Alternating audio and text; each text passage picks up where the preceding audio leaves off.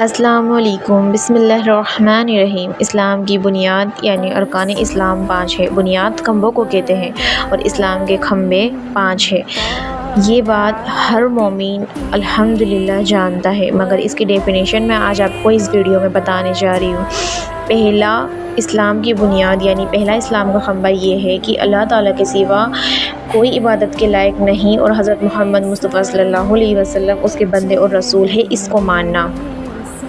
اللہ کے سوا کوئی عبادت کے لائق نہیں، نہ ہی اس حاجت پوری کرنے والا کوئی ہے، نہ ہی مشکل کشا کوئی ہے، اور نہ ہی ہمارے اللہ کے سوا کوئی سننے والا ہے، کیونکہ جو مر چکے ان میں اپنے کفن کو پہننے کی طاقت نہیں تھی، وہ کسی کی حاجت پوری نہیں کر سکتے سوائے اللہ کے، کیونکہ وہ بہتر دلوں کے راز جانتا ہے۔ اور حضرت محمد مصطفیٰ صلی اللہ علیہ وسلم کی سیرت نبوی پڑھنے والا انسان نہ ہی کسی در پر جائے گا، نہ ہی کسی در کا مرید ہوگا، اور وہ یہ اچھے سے جان جائے گا کہ اللہ کی توحید یعنی صرف اللہ کو ایک ماننا ہی ہماری زندگی ہے۔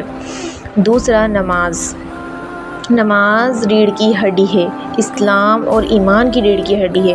بالکل اسی طرح کہ ریڑھ کی ہڈی ٹوٹ جانے پر انسان کسی کام کا نہیں رہتا، اسی طرح نماز کو چھوڑنے پر مسلمان کسی کام کا نہیں رہتا، اور مسلمان جب تک نماز پڑھتا ہے تب تک ہی مسلمان رہتا ہے۔ ایک نماز کو چھوڑنا امام ابن حنبل کے یہاں تو کفر میں داخل کر دیتا ہے، سیدھا کفر ڈکلیئر کر دیتا ہے، تو اپنی نمازوں کو نہ چھوڑے۔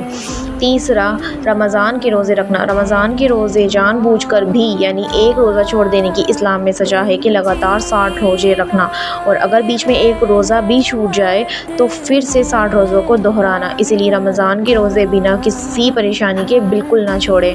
چوتھا، زکوٰۃ ادا کرنا۔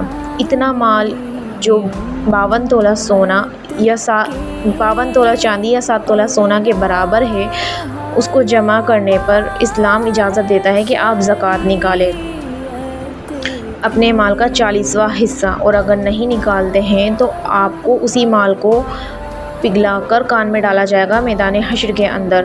پانچواں، حج کرنا۔ اگر آپ صاحب استطاعت ہیں تو اللہ کا گھر ضرور دیکھیں، اپنی مال کو جمع کر کے نہ رکھیں، آپ خود بھی حج کریں اور دوسروں کو بھی اللہ کا گھر دکھائیں۔ میری اس ویڈیو میں نے پوری کوشش کری آپ کو سمجھانے کی، اور اگر مجھ سے کوئی غلطی ہوئی ہو تو مجھے معاف کیجیے گا۔